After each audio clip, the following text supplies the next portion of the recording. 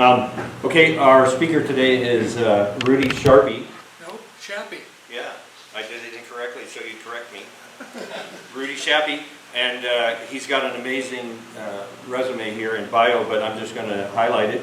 He is currently the chief docent on the Midway, and he enlisted in the Navy in '58, served a couple of tours in Vietnam as a helicopter crewman, I think, best describes it.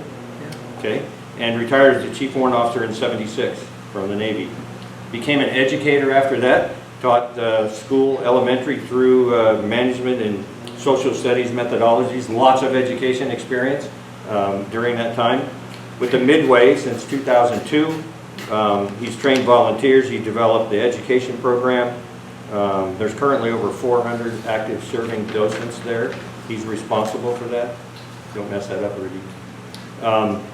He designed, developed and designed exhibits on the Midway 2009 to 2015, including the 9.1 million Battle of Midway exhibit on the Midway 2010 to 2015, did that work. He's also currently the special projects manager and exhibits content director, so we're very lucky to have him speak today. And with that, Rudy SHAPPEE.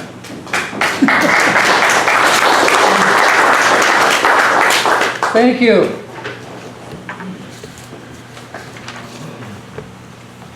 We at the Midway decided to put $9 million into a 14-minute video in a specially constructed theater and also timelines and all kinds of stuff to tell about the Battle of Midway, because many of our guests believe that the Midway was in the Battle of Midway and not named for the battle. Yeah. So we wanted to make that clear why this is such a famous name for a ship and why this is a very, very famous battle in the Second World War.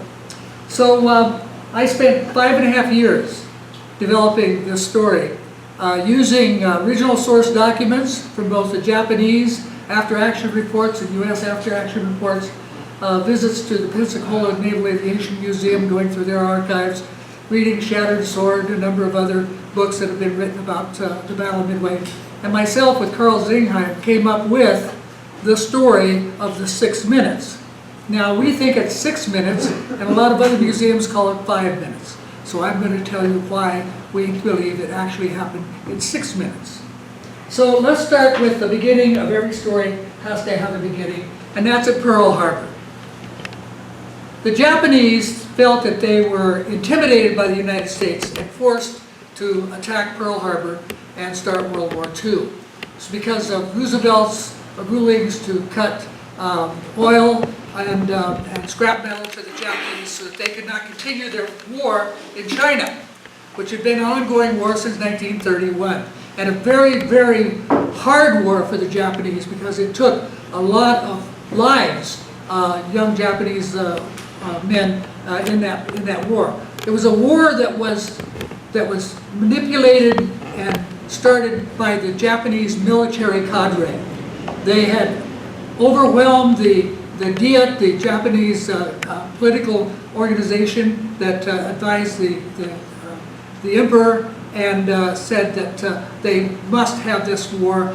The conflict was, do we go to China or do we go south to Borneo and places like that? And after Roosevelt cut off the oil, they had to go south because they had to go to Indonesia. They had to get the oil because they didn't have enough to run their fleet and also their army.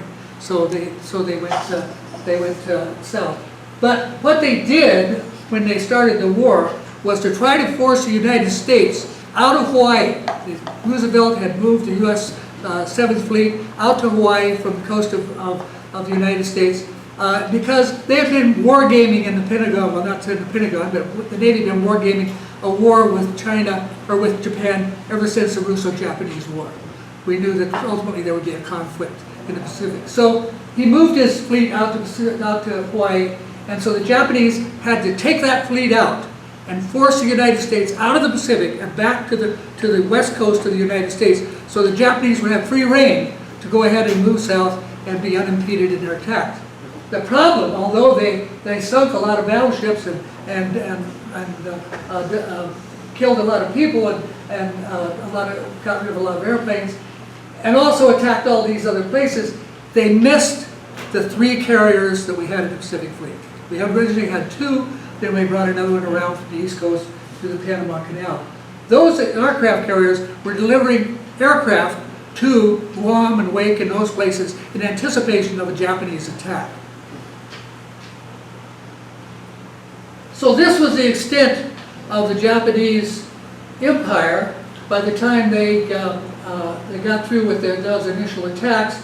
Had moved south into the Dutch East Indies and French Indochina. So French Indochina, when the French capitulated to the Germans, then the Vichy French were running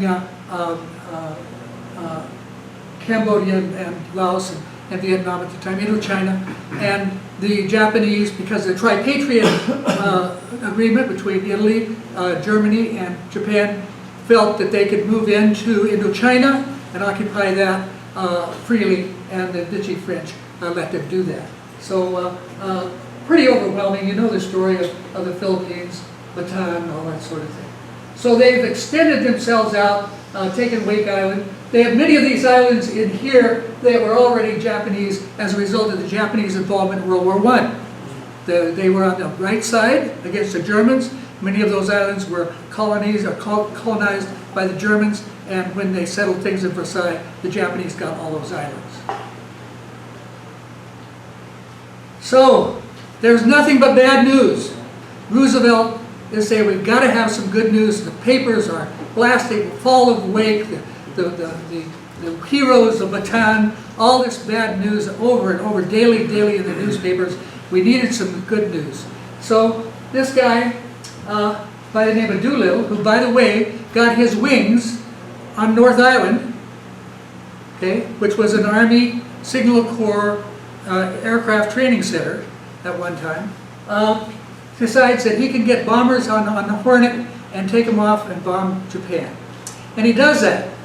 And it's very successful. Most of the crews make it to China, and they bomb Japan. There are many photos of that taken during that raid. It shows a lot of smoke over the cities in Japan. It just so happened that the Japanese were having an air raid exercise at the same time, and all that smoke was to cover the ground so that a potential bomber couldn't see it. So those are not explosions of American bombs. They had very few bombs. They were very light, 250 pounders. They didn't do much damage, but they attacked Japan, and Japan had to take notice of that. And the Japanese army, Tojo Hideki, had to go to the emperor and apologize for this attack. The Japanese mainland had never been attacked since the 13th century. So they were very secure, and to have the Americans attack them from an unknown source, they had no idea that the Hornet was out there. Roosevelt said that his planes attacked from Shangri-La, a mythical place in the mountains. Yeah. And so they had to apologize, and they had to guarantee to the emperor that this would never happen again. So to do that, they had to extend the territory that they were going to be taking, and again, pull those American carriers into battle so they could have the ultimate battle. The Japanese always believed in the ultimate battle that would end the war. There would always be some ultimate thing that would happen. This was going to be it by attacking Midway. Attacking Midway would do two things. It would force the pressure on Hawaii, because they could actually launch missions, long-range bombing missions from Midway Island and attack Hawaii again.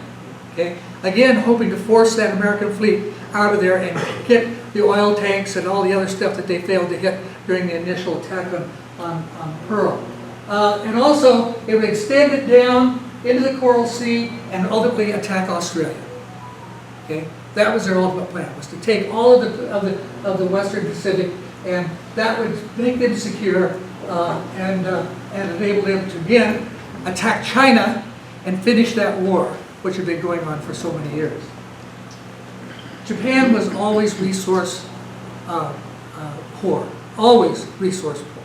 They never had enough oil, they never had enough coal, they never had enough room for even the population of Japan to be able to feed themselves.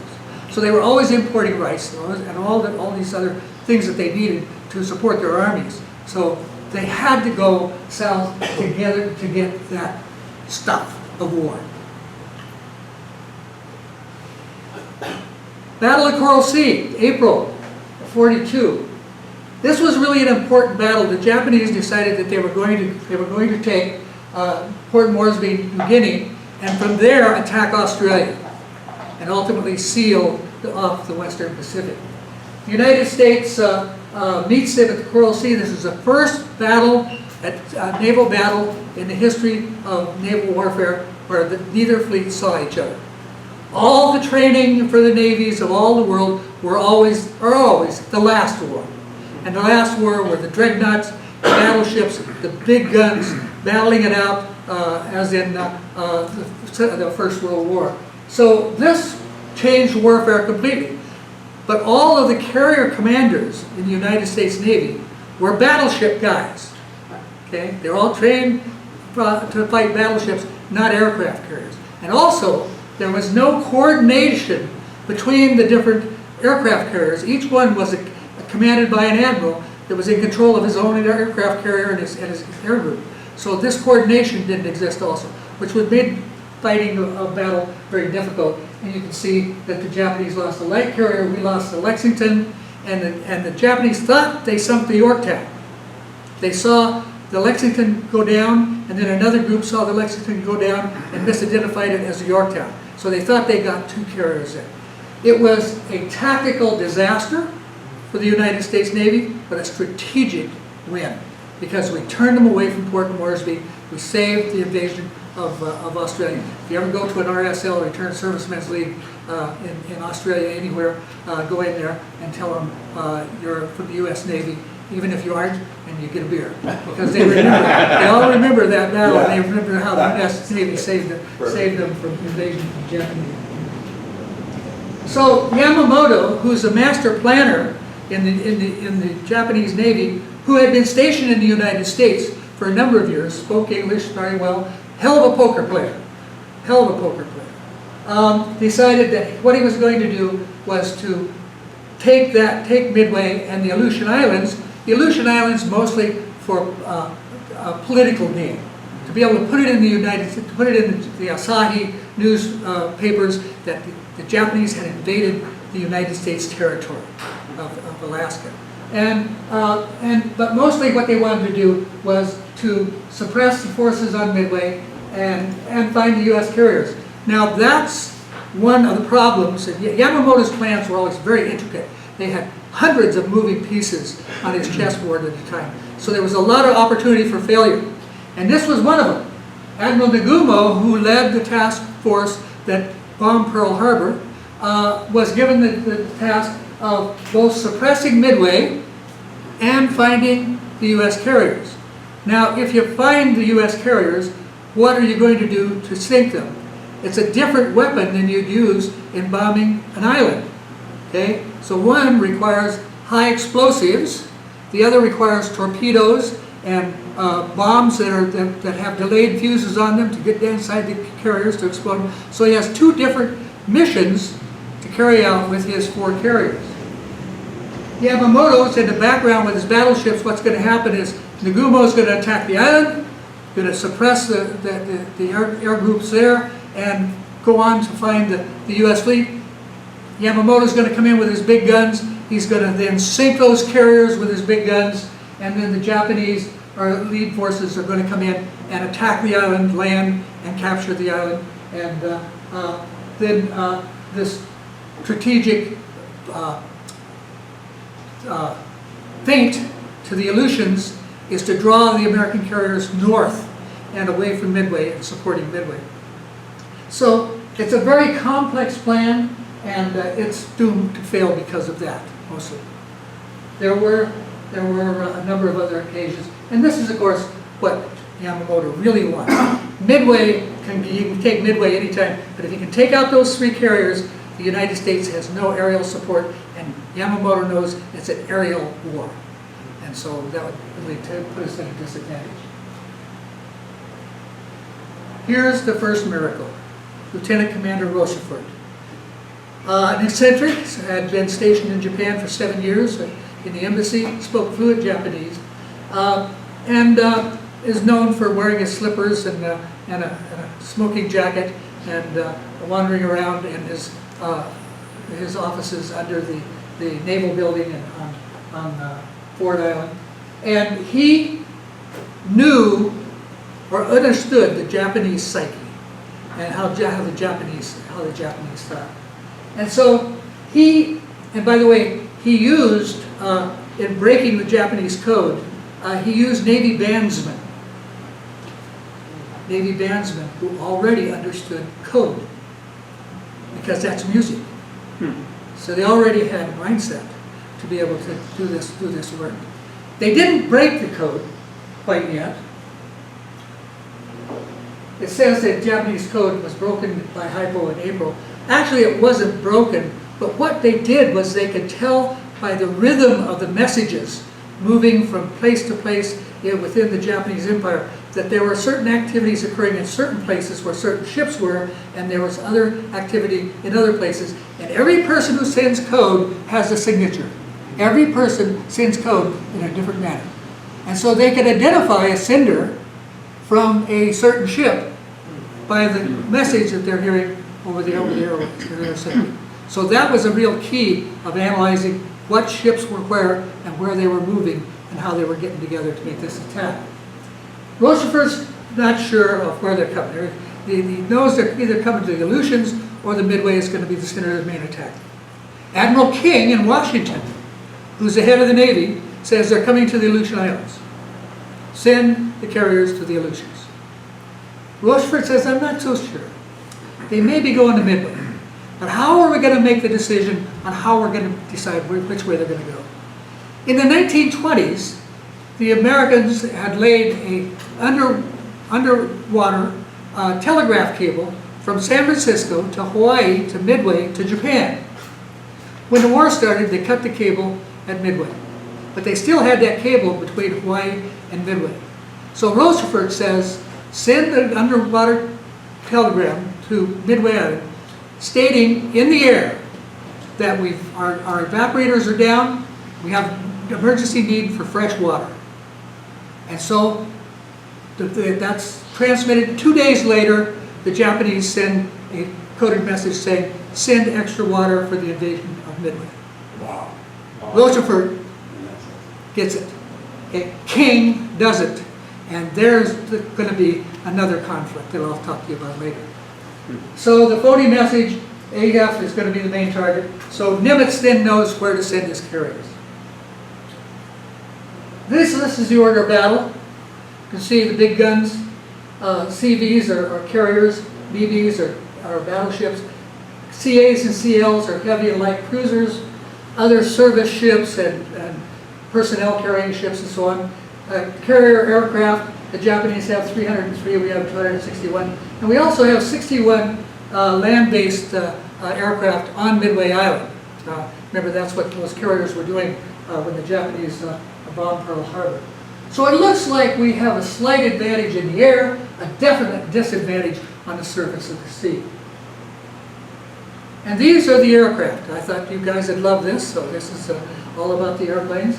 The Devastator, the pilots who flew the Devastator called it the Vibrator.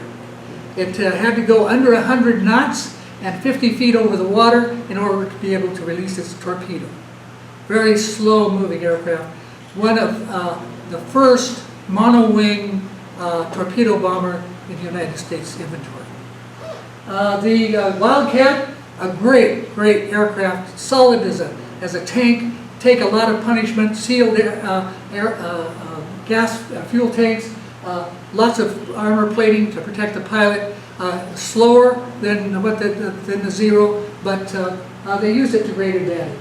The Dauntless, a great airplane, a dive bomber. It had two different methods of attacking. One was called slope attack, which they just came in very slowly and made long-range attacks, and then they had the dive where they came in at an angle of 70 degrees, straight, almost straight down, and dropped their weapons. The Marines used the slope attack. The Navy used the vertical.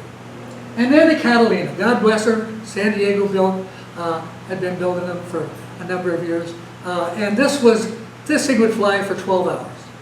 on a tank of gas. And long-range reconnaissance, boring as hell, but very, very important to winning the battle.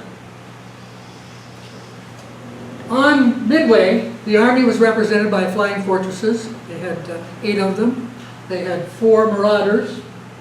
The Marine Corps had the Buffalo. That's the first monowing fighter in the Navy inventory. Slow, hard to fly, hard to do anything except get it in and out of the air. And the Avenger, the Avengers squadron was supposed to replace the Devastators on the Hornet, but they missed, the ship sailed and they got to Hawaii, so they flew out to Midway, and there were 4 of these that finally got to Midway and were in the battle. But this is the aircraft that's going to replace the Devastator. This is state-of-the-art stuff. This is the one George H.W. Bush flew. Not during the battle. This is a Japanese. So you had the Kate, was a torpedo bomber, a good, steady, hard-working airplane. 3 people in it. They had a guy, and they had a tail gunner. They had another guy in there who actually laid down in the fuselage and aimed a torpedo from an opening under the aircraft. The Val, which was a dive bomber, even though it had fixed landing gear, it was very fast, very durable aircraft, very effective. And the Zero, at the time the fastest airplane in the Pacific. You never wanted to try to outturn a Zero. He could outturn you and kill you on the inside of the curve. So the Americans attacking a Zero had to come straight through it, dive below it, and get the hell out of there. Make one pass. You didn't get in a dogfight with a Zero because they would kill you, because they had no self-sealing gas tanks, no armor for the pilot, no nothing except a fuselage with an engine on the front of it with guns. And that was how that airplane was built. Great airplane. And the Jake. Very few people think about the Jake, but the Jake was a reconnaissance aircraft that was flown from the cruisers as a scout to find the enemy and notify the forces of their location. That Jake is going to play a key role in the United States winning of the Battle of Midway. So the Hornet, let's go back to Yorktown. She was badly beat up during the Battle of the Coral Sea, and anticipated 90 days to fix her. Nimitz says, no, you've got 48 hours, get her back into battle. So they actually took a number, what does it say, did I put a number up there? No, but there were a large number of naval engineers that set sail with the Yorktown, and were still patching her up en route to the battle. So this is what's going to happen. Yamamoto has split his forces. He's coming in from the northwest with his aircraft carriers. He's coming in about the center with his Second Fleet transport group, and then his support forces are coming into the south. The United States forces are coming out of Hawaii. First of all, the Task Force 17, the Hornet and the Enterprise, come out first under Fletcher and move to an area 350 miles northeast of the Midway. And during the time of the battle, there's lots of clouds and there's lots of small storms going through the area. So the U.S. forces are actually hidden back in this front, and so are the northern forces of the Japanese. They're coming in a rainstorm, so we can't find them either. And so the key is that the Japanese are going to have submarines blocking those U.S. carriers as they go out of Hawaii and sink them before they ever get to the battle. A great plan, a lot of moving pieces. A lot of good naval art at the Naval Aviation Museum in Pensacola. So here's the timeline of the battle. So we've got Hypo determining Midway as the target on the 14th. Japanese force leave on the 27th. Enterprise and the Hornet sailed for Point Luck. Got all that done. Yorktown finally sailed, and the Japanese submarine formed their barrier 2 days after the U.S. carriers passed through the line where the Japanese submarines are making their block. They're 2 days late. Another great information. PBY from Midway spots the Japanese fleet. on the night of the third attacks and hits a Japanese transport with a torpedo, doesn't sink it, but that is actually what a lot of people say is the opening of the battle. The Midway-based aircraft strike, the Japanese launched their first strike at Midway, and by the way, John Ford, I think it is John Ford. Great, we all know John Wayne Westerns. Well, John Ford was a lieutenant commander in the Navy, and he was hired to go out to Midway to film the battle. And so he was there, and he was standing atop a bunker filming the attack. So if you go to YouTube, John Ford, Midway, Battle of Midway, you can see his color video. And it ends very abruptly when a bomb lands next to him and blows hell out of his camera and him, and he gets a Purple Heart. But at least part of that battle is filmed. So they attacked Midway. The Midway-based aircraft attacked Japanese forces with no hits, and the Japanese aircraft attacked Midway at 7:15. Now, a lot of American aircraft attack the Japanese fleet, and they get no hits. The Army doesn't get any hits, the Marine Corps doesn't get any hits, the Navy doesn't get any hits. No one can hit anything in the Japanese fleet, because most of our aircraft are antiquated, they're slow, the admirals aren't talking to each other, and we have all the reasons to lose a battle here. And it looks like we're beginning to lose it. So at 8:10, the 2nd Midway Force attacks the Japanese, again, no hits. You can read. U.S. Carrier Force attacked the Japanese fleet at 9:20. Now, Waldron. Some of you know all about Waldron. He was the commanding officer of Torpedo Squadron 8. We feature Torpedo Squadron 8 in our movie that we play on the Midway because of the sacrifices he made. The torpedo squadrons were notoriously slow, vulnerable, low speed, and so on. And the torpedoes had been conserved by the Navy Ordnance Department because we had so few of them. Many of the pilots had never even carried a torpedo on an aircraft, let alone ever dropped one. So these kids were totally, learning as they were going. And you can see there that they paid heavily for that. Waldron was at odds with his carrier group commander. The carrier group commander said that the Japanese forces were coming from the south. And Waldron said, no, they're coming from the north, where the Japanese actually were. The carrier group commander and the admiral says, follow the carrier group commander's orders, go north. So Waldron goes north and then suddenly turns south, disobeying orders, and takes his squadron into the Japanese fleet and loses all of his airplanes. Everybody dies, except for one guy, Ensign Gay.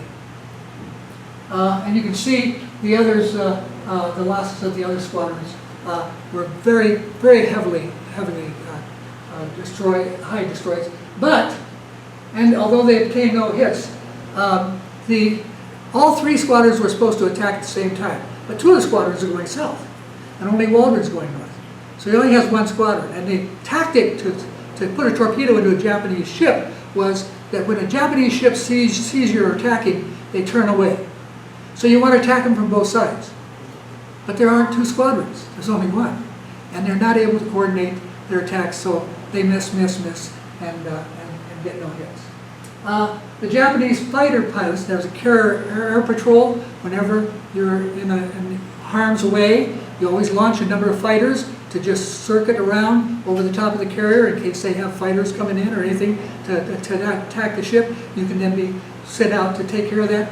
They come down and attack those devastators down on the water, okay, and shoot hell out of them. Knock everybody down. You can see only 7 of 30-some aircraft returned to the ship.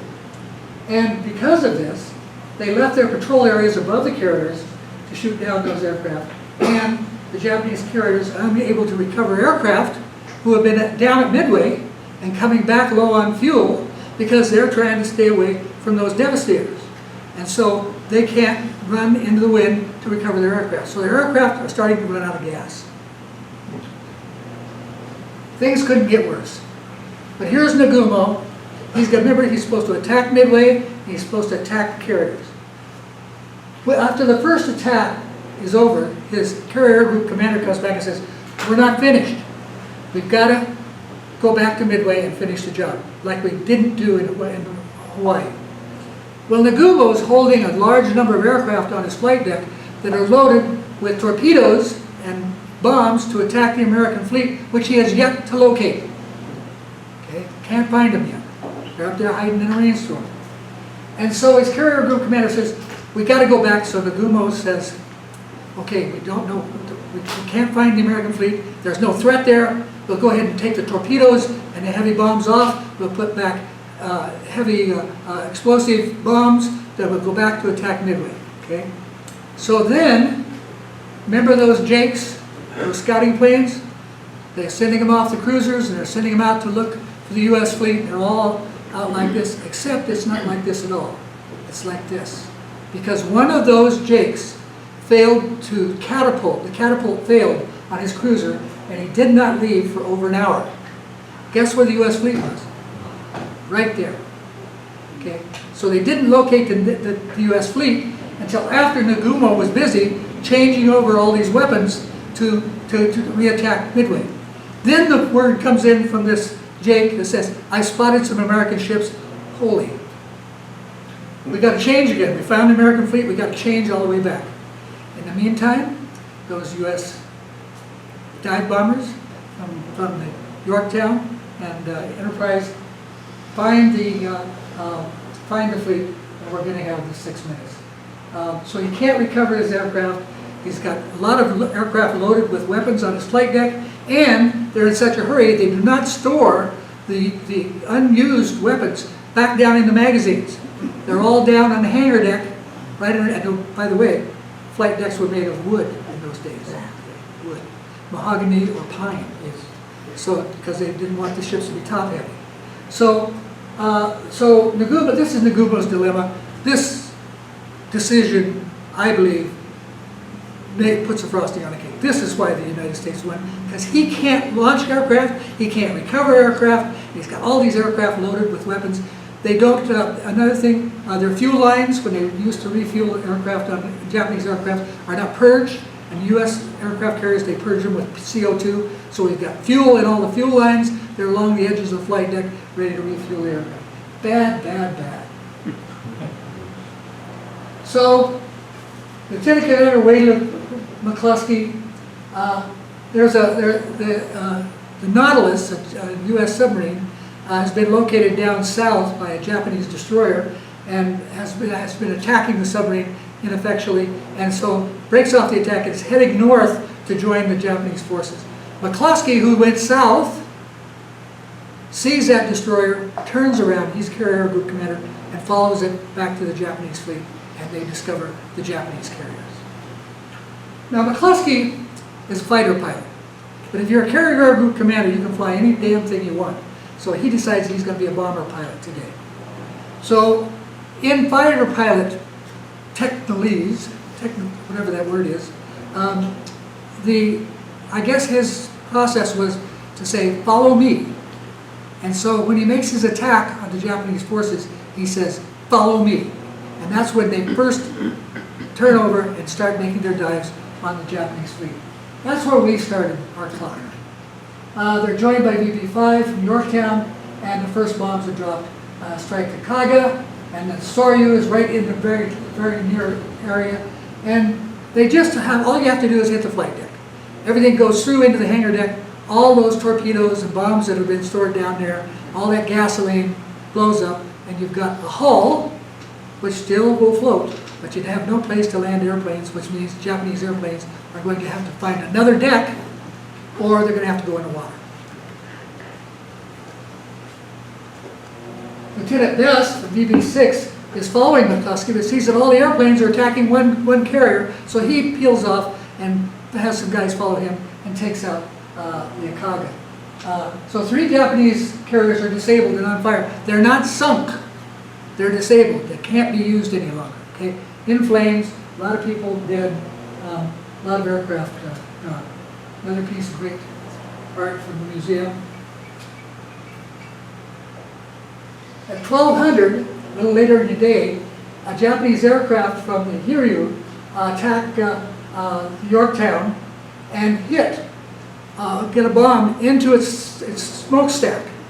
And the concussion from that blows out the boilers that are producing the steam to drive the turbines, and steam on an aircraft carrier is like the blood in your body. It runs everything. So it blows out all those boilers except one. It's a first-class petty officer who's been selected for chief, and he gets his boiler still running, so it provides enough steam to get the other boilers going. Yorktown can now get underway and launch another attack. So secondary, at 2:54, the Japanese hit from hero attack again, this time hitting two torpedo hits, and the carrier is disabled. The admiral moves his flag to a cruiser, and the captain decides to abandon ship.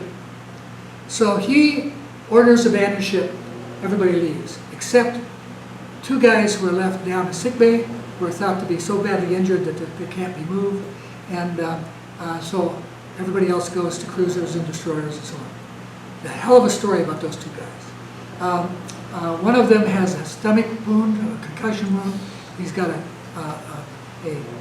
towel wrapped around his body to hold his intestines in, and another guy has a really bad brain injury. And they wake up, and they're both alone on the ship.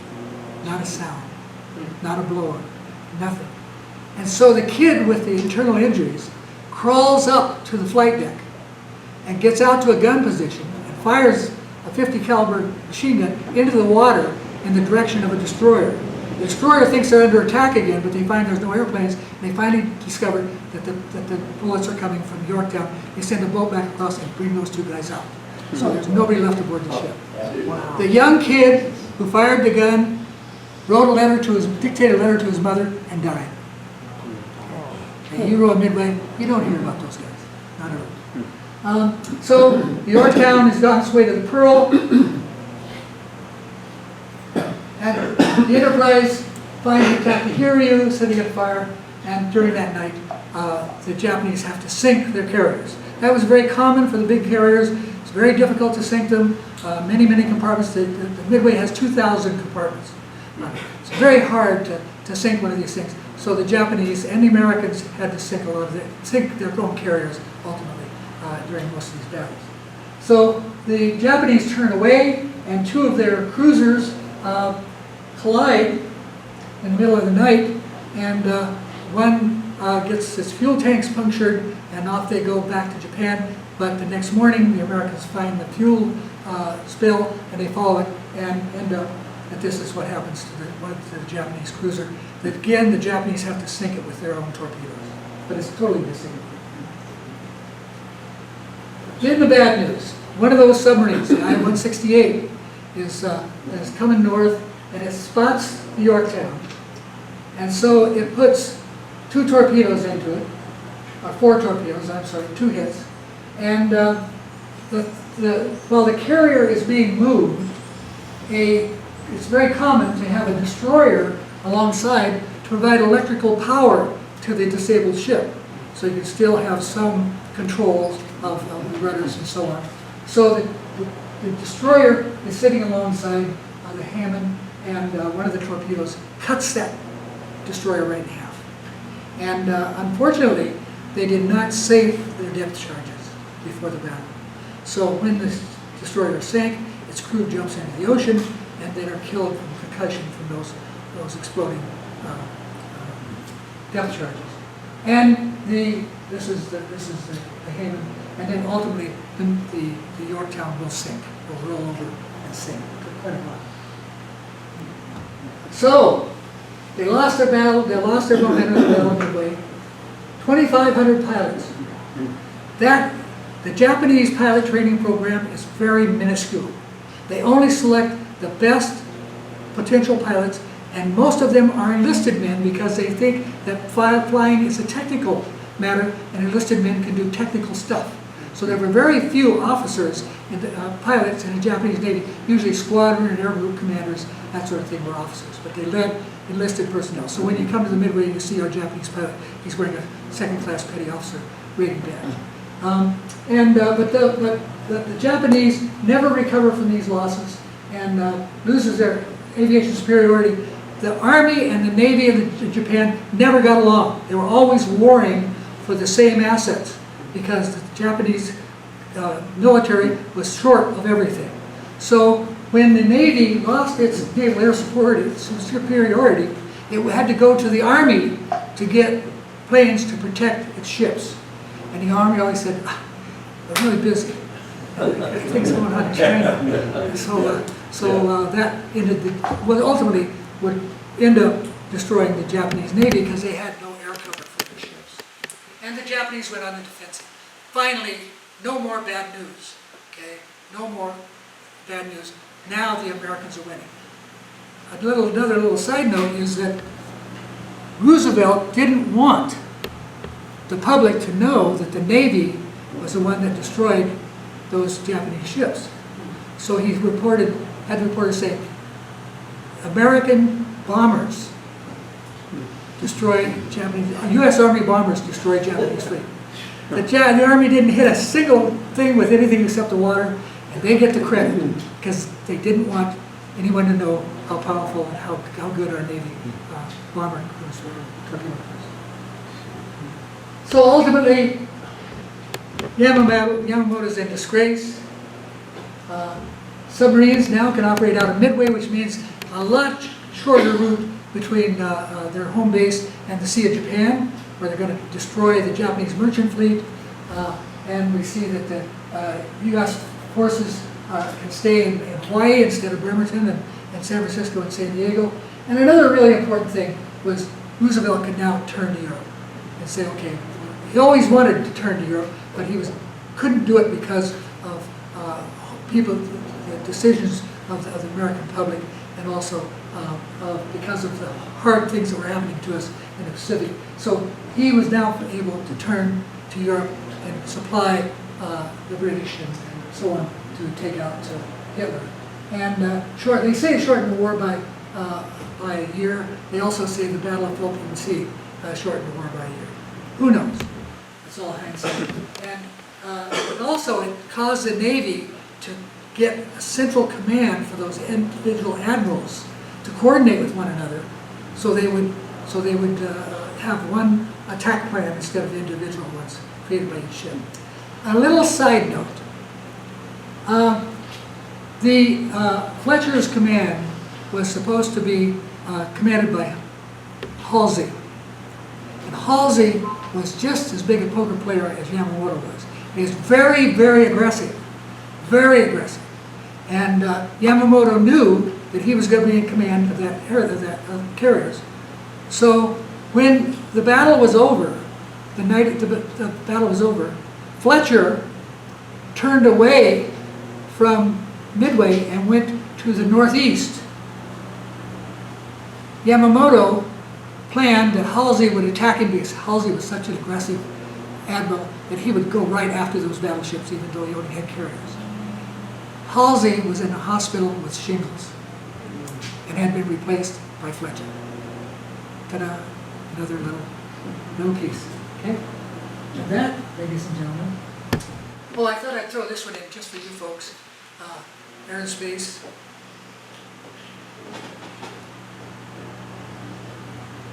So that's the end of the war. U.S. Army's doing a lot of good stuff. Army Air Corps. And that's part of our exhibit of working with you. Thank you very much.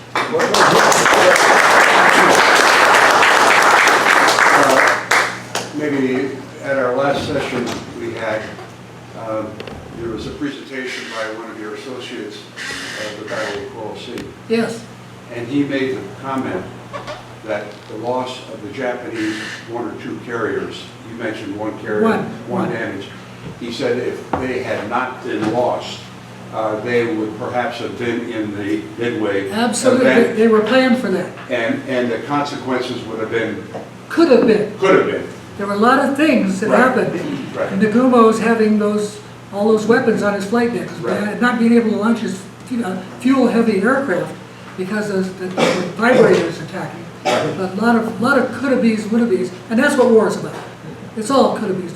They say it's a great plan till the first bullet's fired, and it all goes to hell. So that's my story. Thank you. I appreciate it. Yes, sir. At the beginning of World War II, the Japanese had the largest navy in the world. Not true. That's what we were told. Yeah. No? I think you need to check out the British. British had the largest navy? They- Well, That's my information. I don't know who told you that Let me information. go back and restart.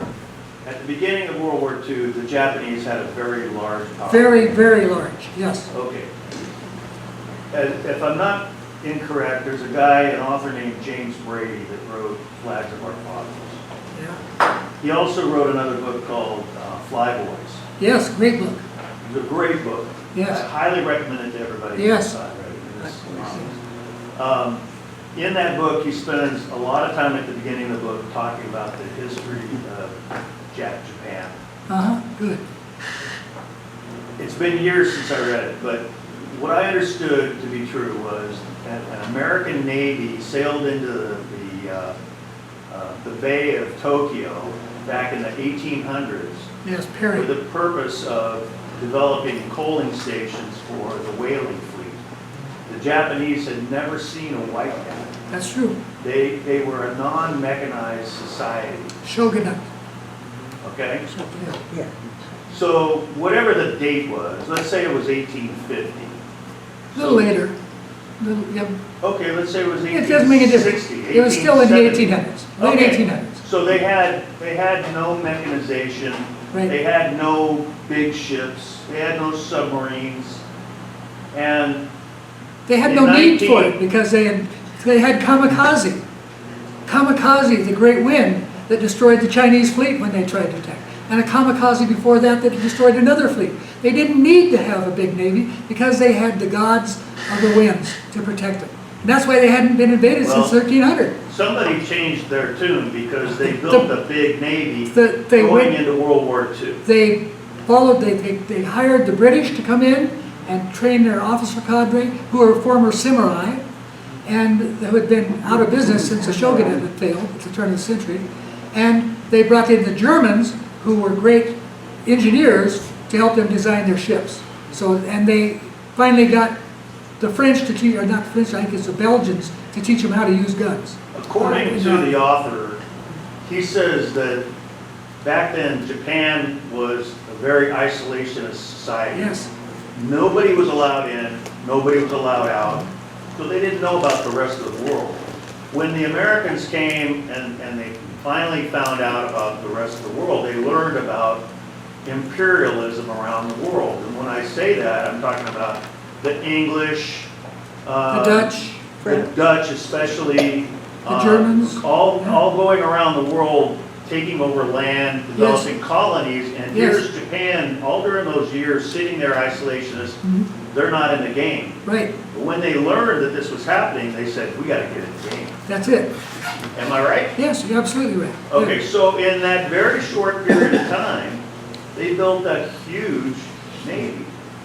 Now, I know they used scrap iron from the United States to do it, but it was a tremendous feat. Yes, it was a And miracle. it's not really recognized. It was an economic miracle. Also, they adopted democracy and even had a movement to enfranchise women during that time, during the first Meiji, they call it the Meiji Restoration, after the shogunates. There's a lot of great history. I'm reading a book, really a great book right now, called Japan 1941. And it's the arguments within the government of Japan on whether or not to go to war with the United States. And it's very complex. A lot of people didn't want to go to war because they knew they couldn't win, that they had to take the United States out in 3 months or lose the war. And many of them knew they couldn't do it and voted to do it. Another thing, We're kind of going over time here. I'm I sorry, don't know about real quickly, that he explains, I think it's called the Bushido Society. Bushido. Society, which Yeah. is the warrior society, Yes. which goes all the way back hundreds of years to The samurai. samurais, and how they are totally victorious over their captors. They treat them like crap. They have no respect for them, and it's that mind thought that took the Japanese into the World War II and why they brutalized like the March of Well, Bataan. that's how they were trained. The soldiers were trained. It was built into their trained- culture.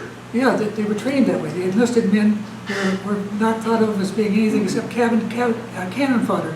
The code, you remember that saying, what is it? To fight is like climbing a mountain, but to die is as easy as a falling petal or something like that. That was adopted by the Japanese military in 1890. That's where it began. Very soon That before whole World War II. thing was that it was going to be we die, we don't give up.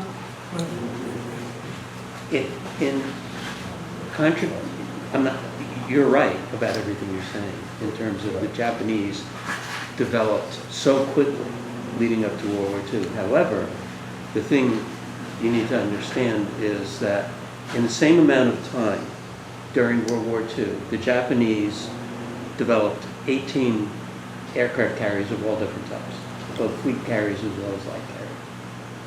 The United States, during the same amount of time, 126 carriers. Yeah.